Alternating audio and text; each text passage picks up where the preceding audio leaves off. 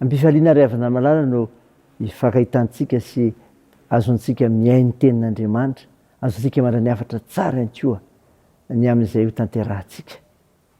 Ho aminareo ny fahasoavana sy ny fiadanana avy amin'Andriamanitra ray sy Jesosy Kristy Tompontsika izay manolotra ny tenina noho ny fahotantsika, hanafana antsika amin'izao miarabelona ratsy fanahy izao araka ny sitrapon'Andriamanitra raintsika.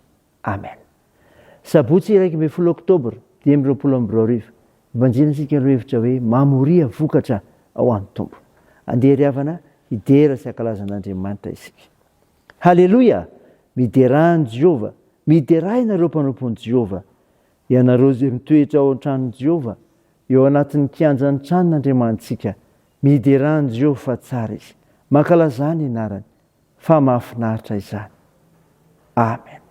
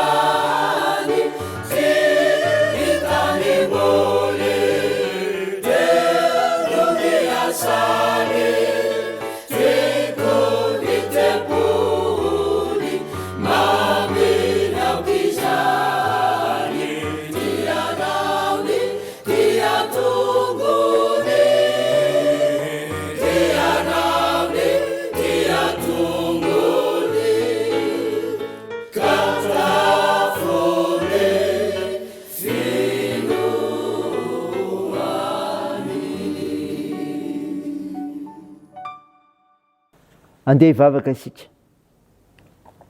Ry Jesosy Tomponay io, Andriamanitra mpiantso ianao, misaotra anao izay amin'ny zavatra rehetra, ko mankalaza sy midera me voninahitra ianarinao masina.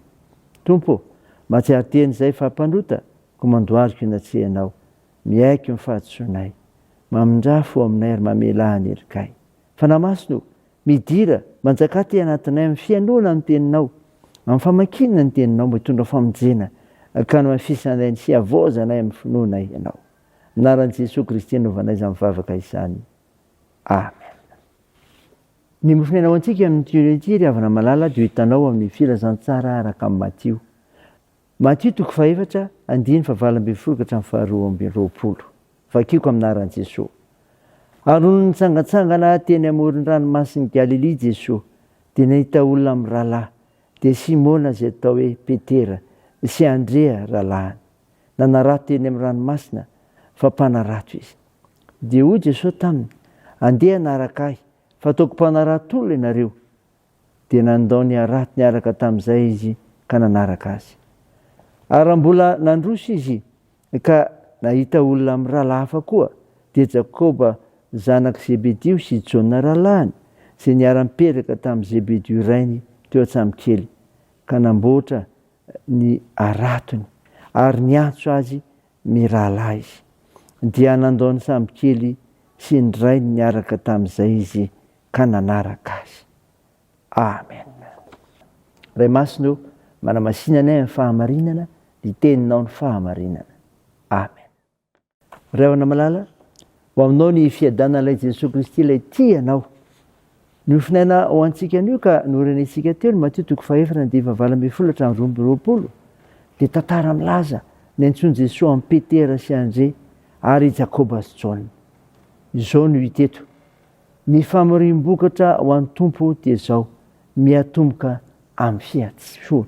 Miatomboka amin'ny fiantsoana. Voarakitra ao amin'ny filazantsara ny tantara niantsoana ireo mpianatra voalohany teo amin'ny asa fanompoana. Jesosy no niantso azy tany amin'ny toerana izay ahitany azy avy mba hiofana sy hanohy ny asa izay natombony mpanjoly Galileana Simona, izay atao hoe Petera, i Andre rahalahiny. Izy ireo dia miantefany ny antso eto ka hoy Jesosy taminy: andeha hanaraka ahy fa ataoko mpanarahantolona ianareo. Tsarovy ry havana fa manomboka eo amin'ny fotoana niraisanao ny antson'ny Tompo, ny hanomony ny famoriam-bokatra ho an'ny Tompo.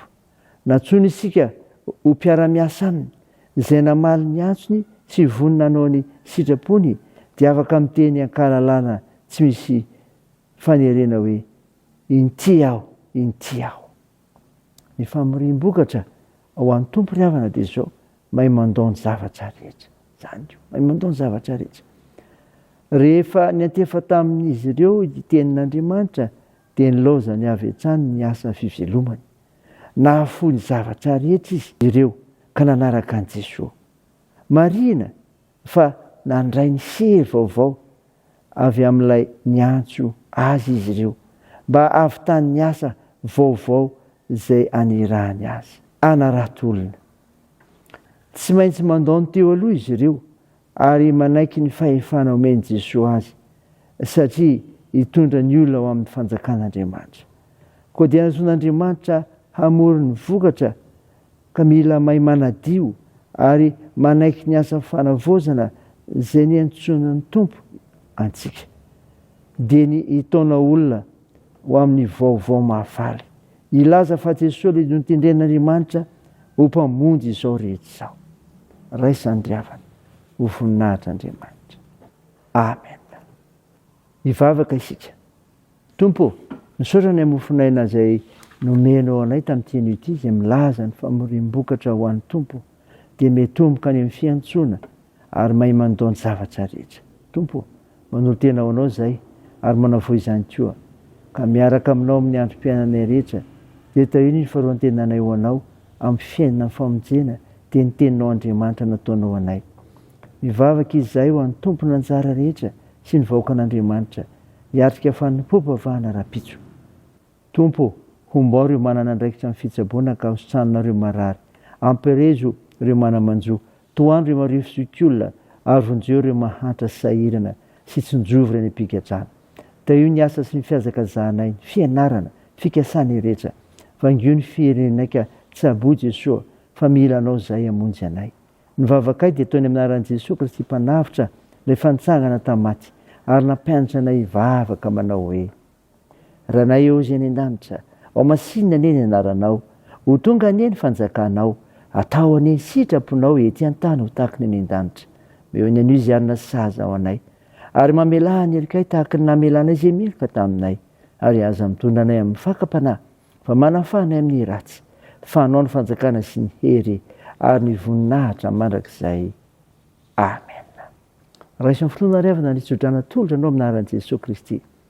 Aza matahotra ianao fa momba anao aho, raha iza merikerika foana fa izao n'Andriamanitra aho, mampahery anao aho sady mamonjy anao, eny mitantana anao an-tanakavana amin'ny fahamarinako aho. Amen. Dia n'Andriamanitra irery ny voninahitra amin'ny anaran'ny Ray sy ny Zanaka ary ny Fanahy Masina. Amen.